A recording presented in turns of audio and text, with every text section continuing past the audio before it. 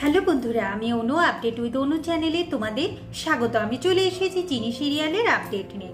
চিনি সিরিয়ালে তো দেখা যাচ্ছে যে একদিকে হেমাঙ্গিনী তীর্থকে সাবধান করছে যাতে আলাপি কোনোভাবেই চিনির কাছে ধরা না পড়ে। এদিকে চিনি দ্রোণ আর চিরো মিলে প্ল্যান করছে যে করেও আলাপিকে খুঁজে বের করতে হবে। তবে আলাপি ভালোই আছে, সে পুরনো ফার্ম হাউসে সরস্বতী মন্দিরে আছে। দেখা যাচ্ছে পরের দিন সকালবেলায় সে মালা গেতে সরস্বতী পুজোও করবে। তার হাতে রুদ্রবীণা এসে ধরাচ্ছে।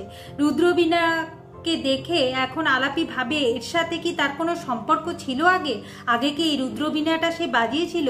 তাহলে হঠাৎ করে তার কাছে এনে দিল কেন? এই নিয়ে তো আলাপি একটু সন্দেহে ভুগছে। অন্যদিকে দেখা যাচ্ছে এখন দ্রোণ আর চিনি তাদের মায়ের কাছে এসে ক্ষমা চায়, মায়ের ডাক ভাঙায়। আবার অন্তরা চিনিকে কাছে টেনে নেয়। তবে সে ঠিক করেছে যে গুরুদেবকে ডেকে পাঠাবো। গুরুদেব দ্রোণ আর চিনির হাত থেকে বলে দেবে যে ওদের আর কি কি বিপদ আসতে চলে। এইদিকে তো যেহেতু পুরনো ফার্ম হাউসের মন্দিরে সরস্বতী পুজো হবে, তাই দ্রোণের বাবা যাওয়ার জন্য রেডি হয়ে গেছে। কিন্তু অন্তরা বাধা দেয়, বলে কিনা গুরুদেব আসছে, গুরু বন্দনা করে যেন যায়। এখন তীর্থ ভাবছে কি করবে। এইদিকে চিনি ঠিক করেছে যে তীর্থকে আজকে ফলো করে তার মায়ের কাছ অব্দি পৌঁছাবে। কিন্তু গুরু বন্দনার আগে যদি দ্রোণের বাবা চলে যায় তাহলে কি করে ফলো করবে? এই নিয়ে তো চিনি একটু চিন্তায় আছে, কারণ তার শাশুড়ি মা বলে যে গুরুদেব আসবে, তাই পুজো আর্চা এইসব হবে, তাতে যেন দ্রোণ আর চিনি থাকে, তারপর দ্রোণ চিনির হাত দেখানো হবে।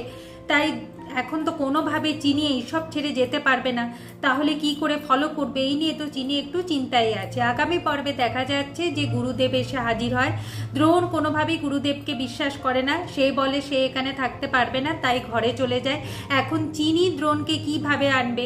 সে জানে যে কি করলে দ্রোণ গুরুদেবের কাছে যাবে, তাই চিনি দ্রোণকে কিস করে। শুধু একটা গালে না, দু গালে কিস করে। তারপর দ্রোণ গুরুদেবের কাছে আসতে রাজি হয়।